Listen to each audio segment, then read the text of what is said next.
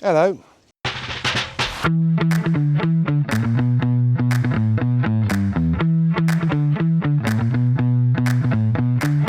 It kind of feels quite good to join the club.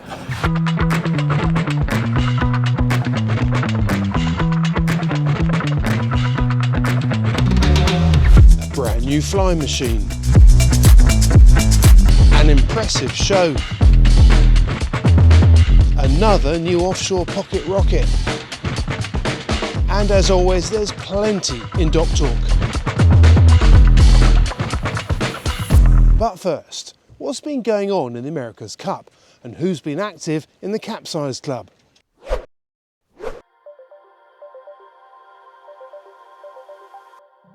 In the Cup world, the start of 2023 has been a wet one for many of the teams. Aside from the torrential downpours in Auckland that resulted in a state of emergency being declared, the Kiwi team went for another swim when they nosedived their AC40 during a bear away. You may remember that they did this last year and broke the bow. This time the modified and strengthened machine stood up well, as did the crew, and according to reports they were back up and running shortly afterwards. If you want to know what it really looks like on board when they're up and running, they've put up a 360 video on their YouTube channel, which you can get to via the QR code or the link in the description. It's pretty cool and probably the closest we'll get to getting aboard. A few days later, the Brits also went for a swim during training at their base in Palma. This was the first Capsize with their LEQ-12. It was pretty benign, to be honest, and it kind of feels quite good to join the club as well, because it's just a test of how the shore guys are going to react to that, and it was all very calm, quite an efficient writing procedure, so it was good to get that under the belt. As to what actually happened, we need to have a little look at the data, but you'll have probably seen, and I'm sure you got it on the video, we ended up with 2 boards up in the air, so not a lot of righting moment, and it was, I don't know, about 18 knots at the time, and so it was just a real slow rollover, and then we righted the boat from there.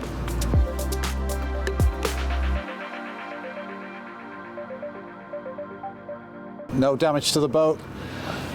Initial inspections are all quite encouraging. The boys are actually really keen to keep sailing. But it's our first time putting her on her side, so we thought it was prudent just to come back to the shore and just check the electronics and make sure everything was okay. But it all seems good. But a few days later, the situation was anything but good. What happened next was far more serious. Yeah, it was a tough day in the end. We started off really well, some great conditions out there and getting out to some big sea state. And then we went into a turn up and we just got a little bit bow up, a little bit heeled, and we had a bit of a slam down. And I think something happened with the systems on board in the slam down. We then couldn't ease the sails. So we did a full heeled over and capsize. And then did an okay job of getting the boat initially back upright, but then just with the communications on board to the chase boat, we weren't able to get the bow of the boat back into the wind, so we went over a second time, and that's when we really started getting issues in terms of getting water on board the boat. The boat then went turtle, which is a big issue in these boats. And so there was a moment there where it was just making sure we didn't lose the whole thing. But the team did a brilliant job, both on the yacht and on the chase boats. If you sail dinghies, turning turtle will be familiar, but most of us don't have stacks of delicate technology aboard.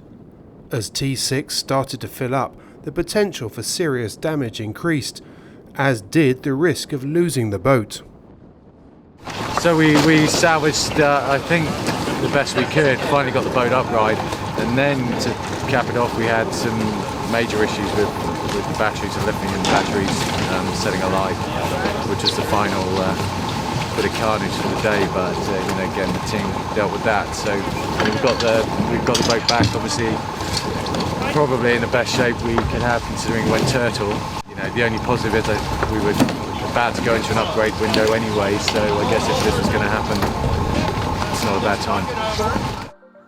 Meanwhile, around the same time and further to the northeast, the Alinghi Red Bull team were experiencing just how rough and confused the sea state can be when the weather perks up.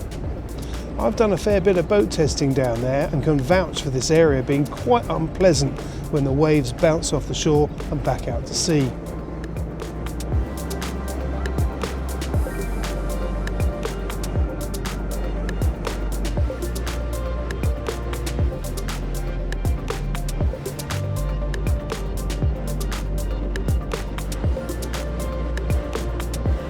Luna Rossa, Prada, Pirelli have been continuing to scorch around the place in their LEQ12 and are looking pretty comfortable in top-end conditions.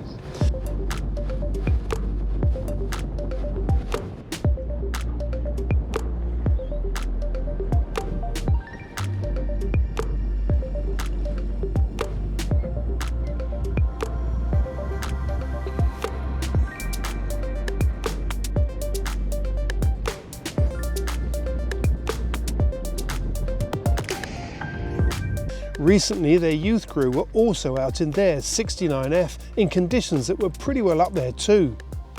On the other side of the pond, American Magic continue their full-size testing aboard Patriot. There's not a massive amount to report on their progress, but what I'm hearing is that there's a very good buzz in the team right now.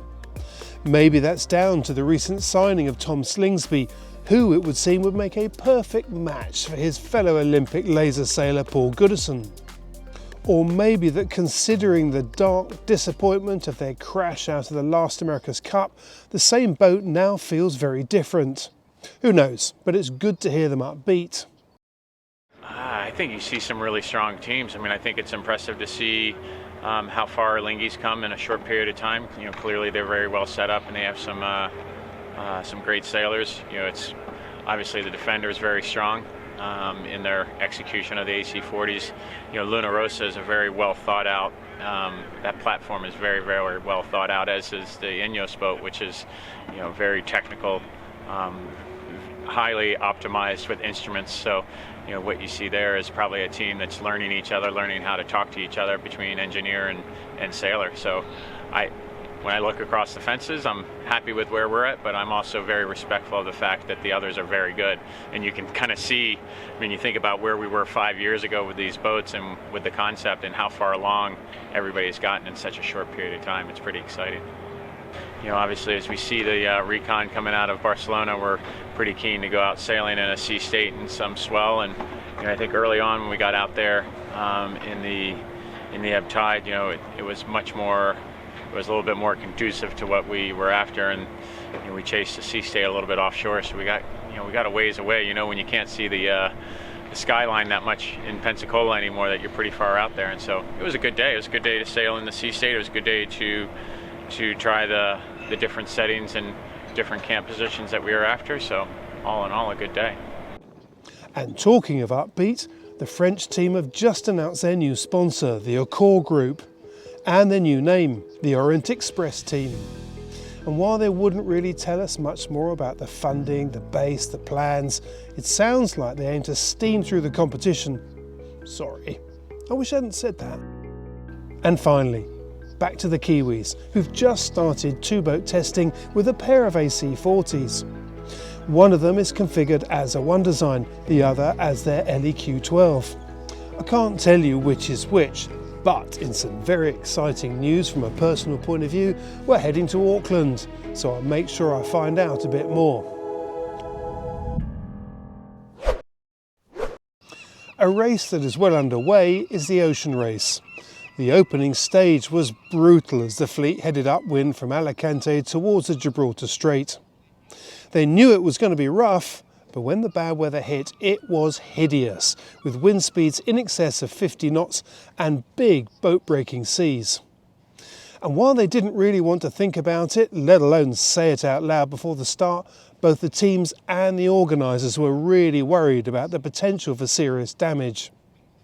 And although there was some damage, thankfully both the IMOCA and the VO65s made it through the straits. Once in the Atlantic, it was a fast run south. Before the start, 11th Hour Racing Team were the favourites for many, thanks to the number of hours on the water this team has had in the build-up. But on this leg at least, it was Kevin Escoffier's Holcim PRB that led the charge south and dominated the leg. Currently, as we record this, the leading boat in the next leg to Cape Town is the oldest in the fleet, Goyo Environment, skippered by Robert Stanjek and Benjamin Dutroux. There's worrying news from the back of the fleet that Boris Herman's Militia has foil problems again. It's early days in this 32,000-mile race, but if the opening weeks are anything to go by, this could shape up to be much closer than many expected. We ran a number of preview pieces from the start in Alicante, including who we think will win, which you can check out in the link or in the description below.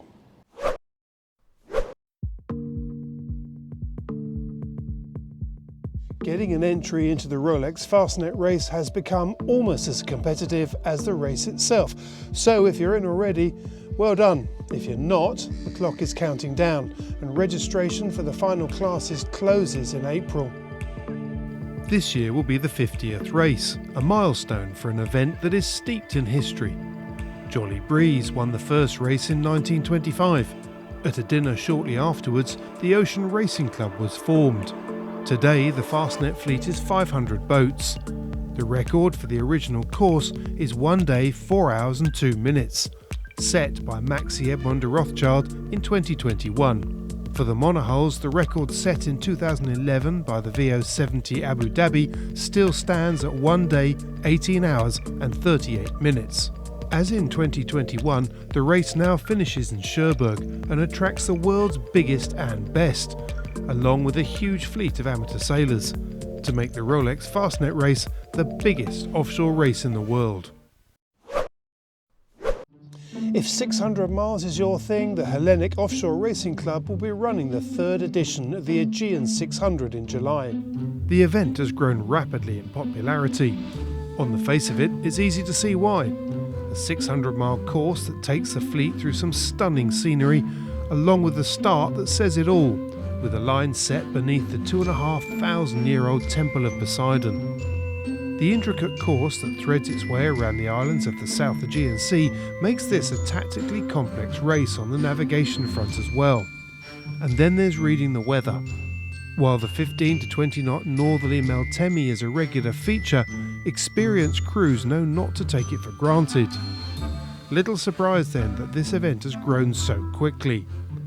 The race is open to monohulls and multi-hulls, fully crewed and short-handed, and the record? 2 days and 15 hours for the monohulls and 10 hours quicker in the multi-hull class. Meanwhile, looking further ahead to 2024 and further north where the summer sun barely sets, the Royal Ocean Racing Club will be running the Rochier Baltic Sea Race for the second time. Last year, the inaugural 635-mile race started from Helsinki in Finland and took the fleet around the Swedish island of Gotland and back. Interestingly, the lack of tide in the Baltic helped to keep the tactical options open on the racecourse. This proved to be especially true when the fleet got close to land at some of the key stages of the race.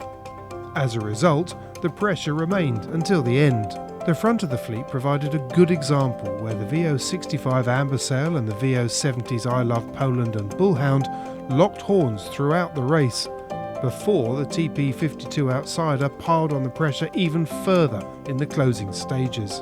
In the end, I Love Poland won by just 700 metres over the TP52. 600 miles separated by 700 metres. Some would say that's just how it should be.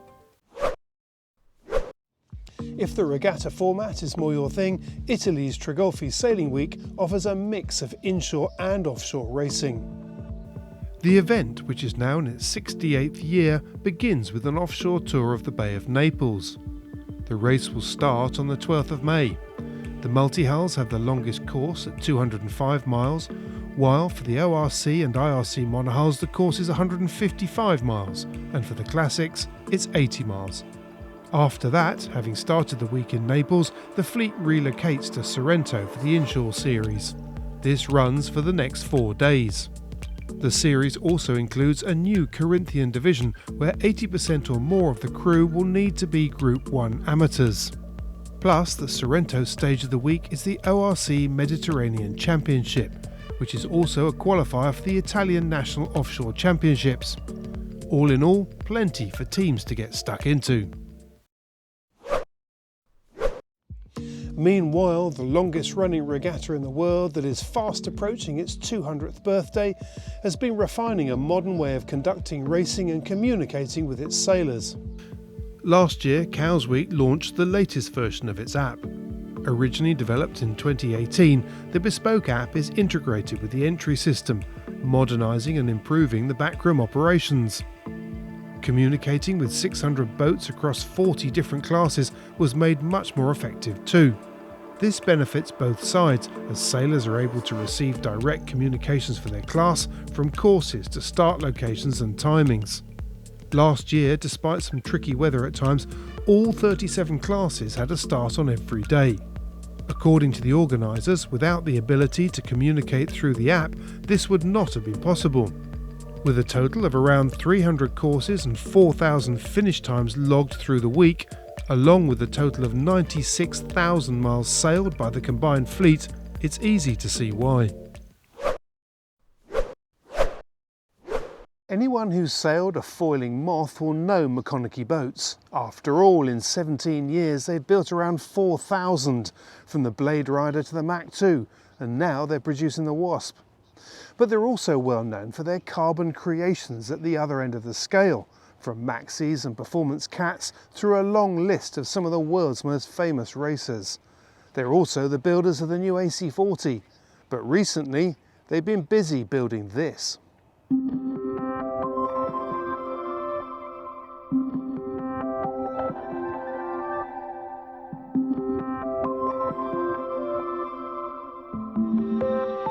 The Vortex Pod Racer. It's already won awards. And then the man behind the original concept, Group Director Mark Evans, said this.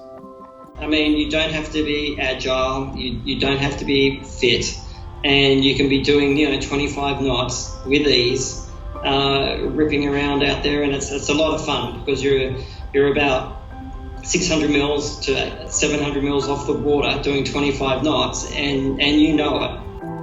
With one hand I was reaching for my sailing kit, with the other firing up Skyscanner. But as it turned out, the boat had already left the building, on its way to various shows around the world. So instead, I jumped on a call, as they say, to find out more.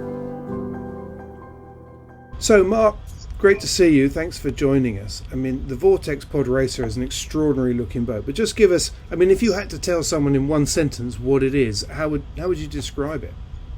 I would describe the Vortex as a foiling dinghy for everybody. A lot of people think that it's a trimaran, but in actual fact it's not. Basically, you sit inside the boat and you're looking over the foredeck. And the way that I wanted to approach it like you're flying like an aeroplane. So to steer the Vortex, you use your feet, and you basically if you push on the port side, you turn to port and so forth. So it takes a little bit to get your head around that you're steering with your feet, and then we have a joystick. Basically, you push the joystick fore and aft, and it's no different to a Moth where you've got trim where you twist the handle. It rocks the rudder fore and aft, so that gives you trim of the boat. And then if you push the joystick port to starboard, then what it does, it actually reduces lift on the side that you push the joystick to. So if on the windward side, you want to reduce the lift because of the riding moment of the sail, and basically pull the joystick to the windward side, reduce the foil lift, and you fly the boat. The boat foils by itself. It's got a very similar mechanism as an international Moth with wands. So you basically you move the joystick just a little bit of trim to pop it out of the water, just to keep the boat level, and then the boat will just pop out of the water. I mean, there's a lot of little tricks, and it's not, it takes a little bit of getting used to. It's no different to, you see these foiling yachts like the AC boats, where they have to, go downwind a bit, get a bit of boat speed, build a bit of boat speed to generate riding moment off the foils. And then as soon as you get riding moment off the foils, then basically the boat will pop and you're off and you're foiling out of the water. Broadly speaking, until people sort of get to the point where they're sort of refining the way that they sail, broadly speaking, this boat is designed to sail upright. You talked about 2 wand systems. You've got a foil on each of the outriggers, and they're self-leveling. So in its most basic form, it basically sails itself upright, does it? You don't have to really worry too much about the heel. You don't have to worry about heel at all. And this is the great thing about the boat, is you jump in it and you're not moving. You're concentrating on flying the boat, and it flies flat, like level, fore and aft, and you're trimming fore and aft probably is the biggest thing that you're concentrating on. You're not worried about side to side at all when you're sailing the boat. So you're concentrating definitely on the fore and aft trim more than anything else. And once the boat's sheeted on and off you go, you're not touching any of the sails. The sails are pretty well locked, and you can steer the boat and take you steer to the wind basically, and steer to the gusts more than trimming the sails. So you talked about the boat taking off at 6 knots of boat speed. What kind of wind speed do you need to do that? I think, probably 8 to 10 knots, 8 to 10 knots. So it's pretty low. And then, you just need to get it to pop. So as soon as it pops, you're generating wind, and it's no different to any other boat apparent. So, it's pretty low wind conditions. But that, when you get lower wind conditions, it's a skill level that comes in to get yourself out of the water earlier. No different to a moss sailor. Some of the moss sailors can get out of the water quite early compared to others. So that'll come in time to get out of the water earlier. But you don't need a lot of wind, probably about 8 knots of breeze, 8 to 9 knots of breeze. And what kind of weight range are you looking at? As in crew, presumably being light isn't an issue because you're not generating righting moment in this boat. Presumably the heavy end is the more tricky end. Yeah, well, I'm 75 kilos, and as we were testing the boat and doing things, we had a bit of water in the bilge. In actual fact, one time I left the venturi open, and so I probably had about 2 inches of water or more in the bottom of the boat, and I'm foiling around probably with another 70 odd kilos in the bottom of the boat, and no problem at all. So 140 kilos plus person could easily jump in this boat and go foiling. And on the flight control systems, we're getting used to hearing about autopilots, flight control systems, electronics, batteries, all that kind of stuff. Do you have any of that in this boat, or is it a fully manual boat? It's fully manual. It's all string. I tried to keep it light. So basically the joystick is all block and tackle, and then everything basically is block and tackle. So your feet, your steering is all block and tackle. So it's just it's pretty straightforward, to be honest. It's just all Dyneema and Spectra and that sort of things, and no flight control. Talk us through the controls, because there's quite a few control lines there. What do they do? Yeah, I mean, I think there's 9 control lines in the boat that make it look quite busy. In actual fact, they do very little.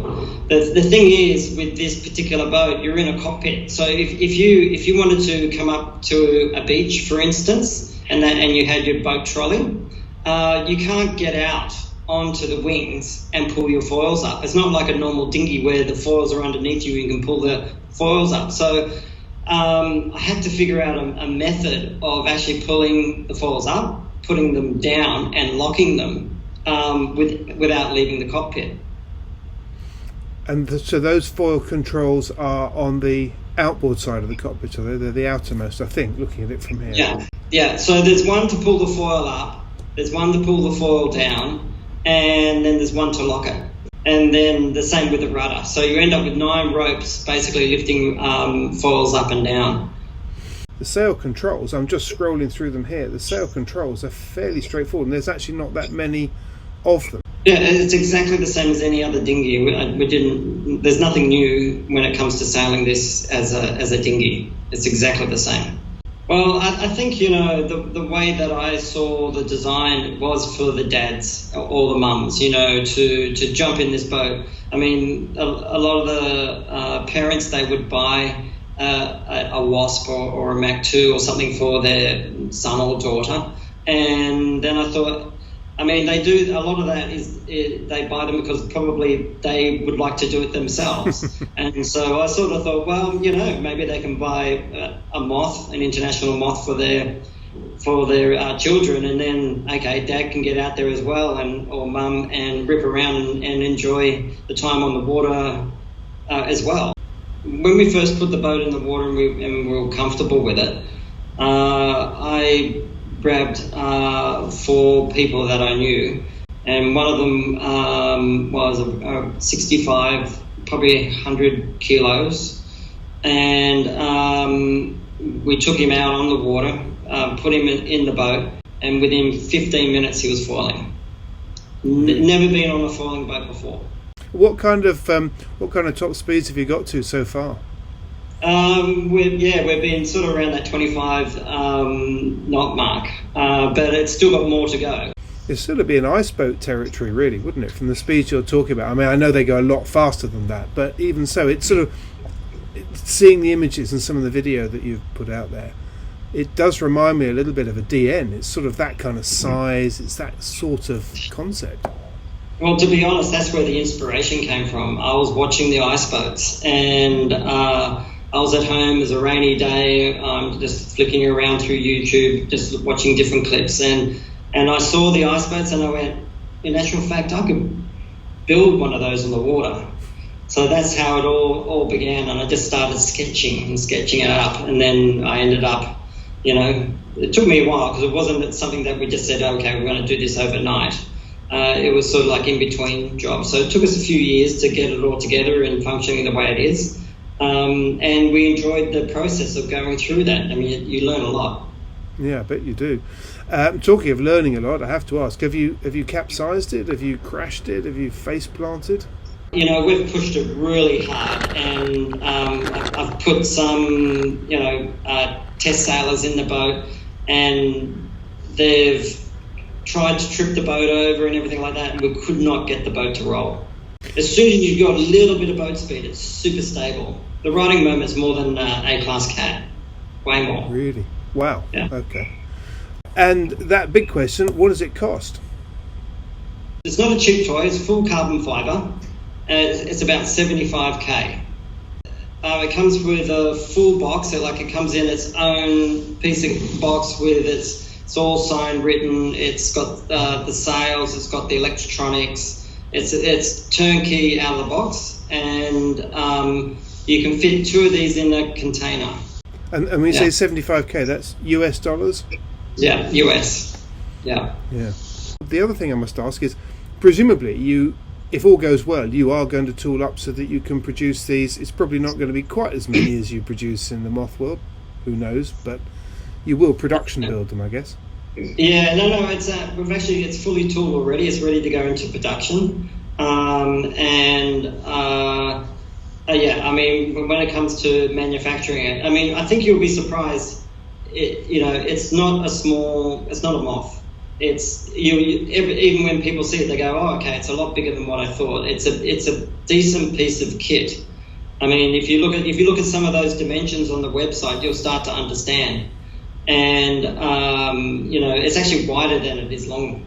And then with the foils on, it's quite wide again. So, and that's why we, for a boat park, and it takes up a lot of real estate. So that's why we had 2 pins. You pull 2 pins out of each wing, or 1 pin out of each wing, and you can actually fold the wings up, so you're not taking up too much real estate. So really it's actually a little bit less real estate than say a sailing cat or something that you would take up in a boat park.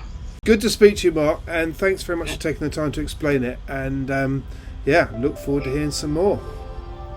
Okay, yeah, no worries. Thank you.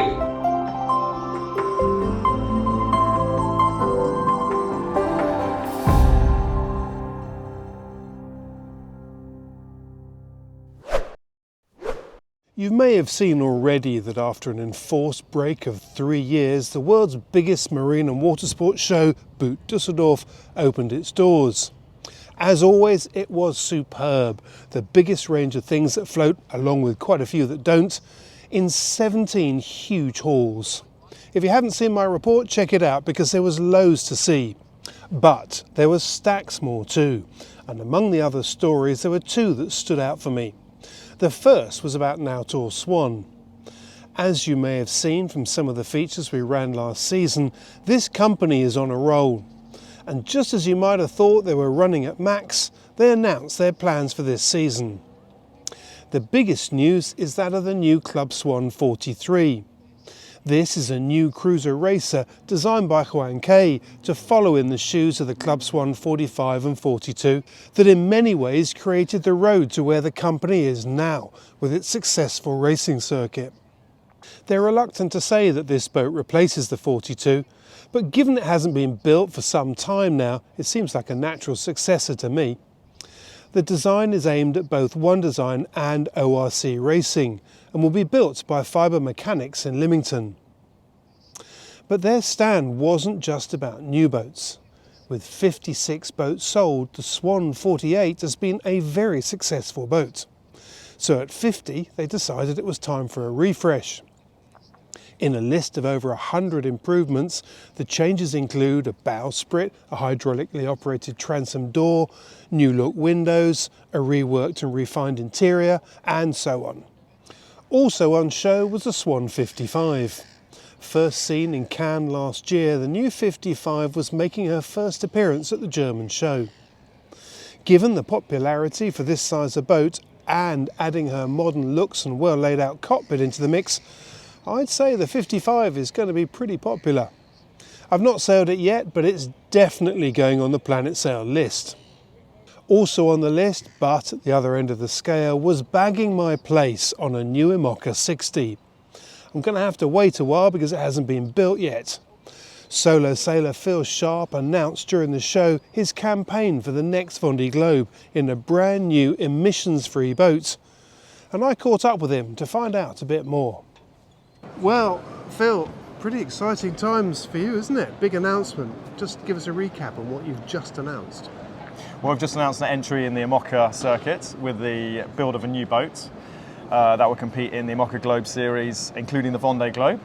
And it's a particular boat that will be also zero emissions. We'll be demonstrating some very important scalable clean technologies, including a green hydrogen energy system, so we can completely avoid the use of fossil fuels. And that's a little bit why I'm here today at Dusseldorf, working with other partners that can really use our Oceans Lab project to try and spread these clean innovations into the boating sector. Tell us a bit about the boat. Who's the designer? Where's it being built? What kind of style is it? So the designer is Sam Manoir. It's a Manoir design. He has now developed 3 IMOCAs. So in the Route de Rome we saw three of his IMOCAs racing. The boat is being built by Black Pepper Yachts. They've already built 2 Manoir design IMOCAs. So we're using the same molds but effectively modified molds in order to develop a little bit of the bow for better offshore capabilities in the Southern Ocean. So we've done some developments on the molds, but effectively, reusing the molds from existing boats, optimizing the ballast systems in order that really we can have a boat that is very, is as stable as possible to sail single-handed. That can ideally be suited more towards single-handed sailing.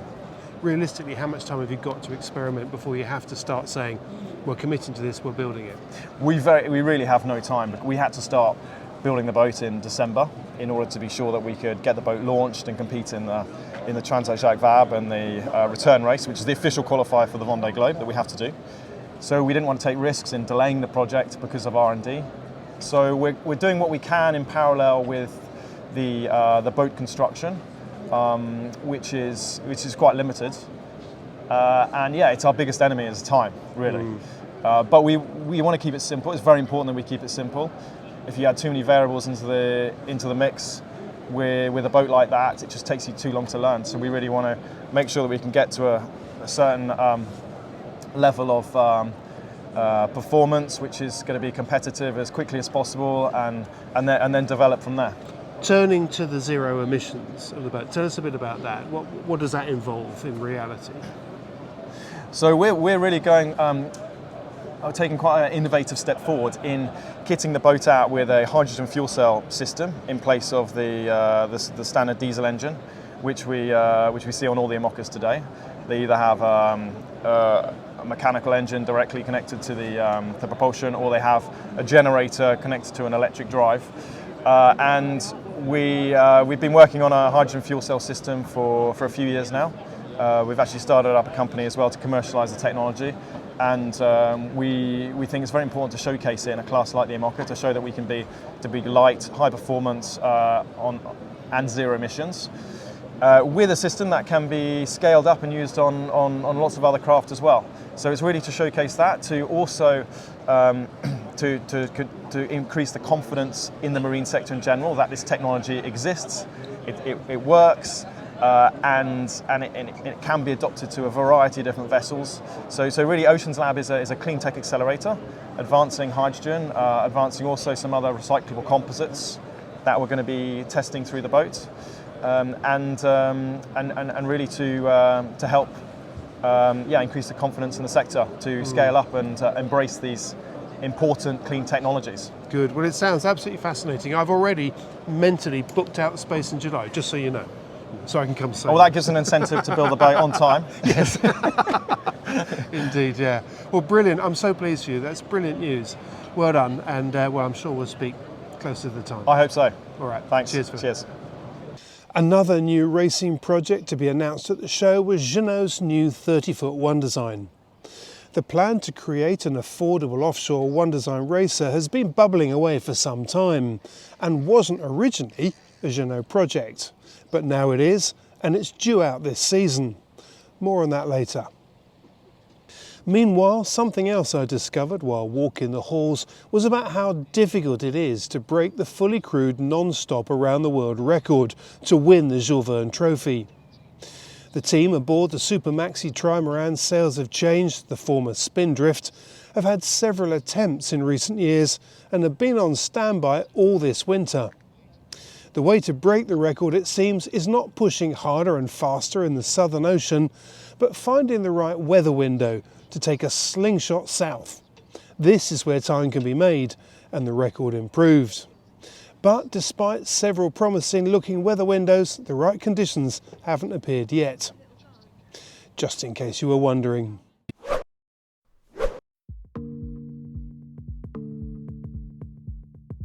There is a popular misconception that modern cruising cats can't sail upwind in 25 to 30 knots of wind. Try telling that to multi-hull builders Outremer, or indeed their clients. For 37 years, the French builders have staked their reputation on cruising cats that perform, and it's a strategy that has paid off. The Outremer 55 won European Yacht of the Year 2022, and in the spring they'll launch their latest addition to the range, the Outremer 52, a cat that refines an already successful formula with improved visibility, the capacity for bigger payloads and a greater feeling of space throughout. The 52 has some innovative details too, such as the canting steering pedestals that allow the steering system to be moved from inboard within the protection of the cockpit to outboard. But the best validation must surely be that while 80 of the 55s have been sold since 2021, over 60 of the 52s have been sold since they announced it, and before the first boat had even been launched. It's easy to take sail handling and furling systems for granted. After all, the concept has been around for a long time and has transformed the way we sail. Bigger boats, higher loads and fewer crew. But for hardware manufacturers Reckman, the development continues. From the outside, it's often difficult to see what's changed and why their equipment is so highly regarded. But, as is often the case, the facts speak for themselves.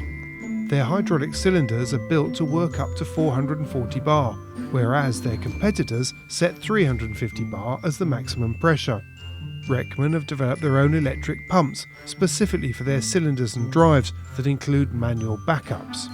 Interestingly, while Reckman supply their own fully integrated systems and spar packages, they also supply furling systems to a range of leading spar manufacturers. And aside from their reputation for worldwide service, that alone speaks volumes. In the mainstream sailing world, composite rigging still feels pretty advanced. For many, especially those outside the Grand Prix racing world, the idea of having non-metallic rigging is still a big step. Yet for smart rigging, the range of applications is broader than ever. So while the QuantFX Lake Foiler might illustrate perfectly where we think this type of rigging is used primarily, the other end of smart rigging's world sees composite rigging being used on major commercial applications, such as Big Lift Shipping's MV Happy Sky and its Superfly jib. Some uses are well out of sight, such as the stays used for anchoring floating offshore wind farms. But back in our world and in between the extremes, carbon, aramid and PBO stays are being used across the sport, from dinghies to cruising cats and super yachts. And here there's a reason it feels advanced. Because it is. The 30-foot scene is continuing to grow, and Jeanneau's latest announcement looks set to deliver yet another boat in this size range. So what's it all about? During the Dusseldorf boat show, I caught up with Nigel Colley of Sea Ventures, who are the UK agents, and Louis Vaquier of Builders Multiplast to find out more. I started by asking Nigel to set the scene. This is a one design 30-foot offshore keel boat, and that's the essence of the project. So one design to keep the competition good, to keep the price down. We don't want to get into the rat race of the IRC optimization and all the expense which goes with it. And we've got an affordable boat which allows some entry club level engagements. Is this aimed at short-handed sailing, or is this a fully crewed boat? It can be sailed short-handed, it can be sailed with a crew of 4 or 5. It's not specifically short-handed or fully crewed, is it? True, exactly. The genesis of the project is really peculiar, and we're really happy about it because it's not a yard alone thinking, oh, we're going to do one design. Basically, UNCL and the Royal Ocean Racing Club decided to organize a competition, a call for tender for 30-footer one design monohull for offshore purpose. Basically, the idea was to bring back the young generation into offshore racing and having the right platform for it. The Storm Tricer Club in the United States joined the jury. So basically, we have those 3 prestigious clubs who are here to build the program for the boat. Now you're building the boat. Tell us a bit about that. I mean, how different is this to anything you've done before? Basically, we're building the boat with the Veneto Group within the Cheveret yard in Nantes, where the Figures 3 were built. This yard has a strong history of building offshore racing in the 90s. It used to be Jeanneau Technique Avancée. And now the Veneto Group is shifting towards a sustainable yard with the use of this helium resin.